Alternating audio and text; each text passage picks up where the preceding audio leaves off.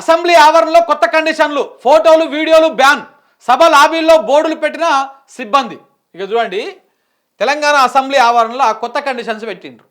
ఇలా ఈ కాంగ్రెస్ పార్టీ అధినాయకుడు ఎవరైనా రాహుల్ గాంధీ ఏమో ఓ రోజు బ్యాగులు వేసుకుంటాడు, ఓ రోజు మాస్కులు వేసుకొని పోతాడు, ఆదాని మీద మోడీ మీద వేసుకొని ఆయన నిరసన వ్యక్తం చేయొచ్చు అక్కడ. అది మాత్రం కరెక్టు, ప్రజాస్వామ్యంలో అది కరెక్టు, రాజ్యాంగం చేతిలో పట్టుకొని నీతులు చెప్తారు. ఇక తెలంగాణ రాష్ట్రంలో మాత్రం ఇట్లా కండిషన్లు పెడతారు.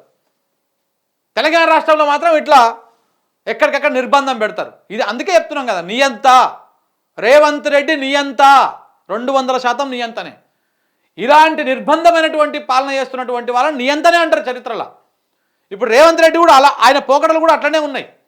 తెలంగాణ తల్లి విగ్రహంలో కావచ్చు, ప్రజల నుంచి వస్తున్నటువంటి వ్యతిరేకతని కట్టడి చేయడంలో కావచ్చు, ఇగో ఇట్లా అసెంబ్లీలో కూడా ప్రజల చేత ఎన్నుకోబడేటువంటి ఎమ్మెల్యేలు కూడా ఏ బట్టలు వేసుకొని రావాలి, ఎట్లా రావాలి ఏందనేది నిర్ధారించేటువంటి నిర్ణయించేటువంటి నియంత లెక్క పరిపాలన చేస్తూ ఉన్నాడు. ఇది ఎక్కడి దుర్మార్గం?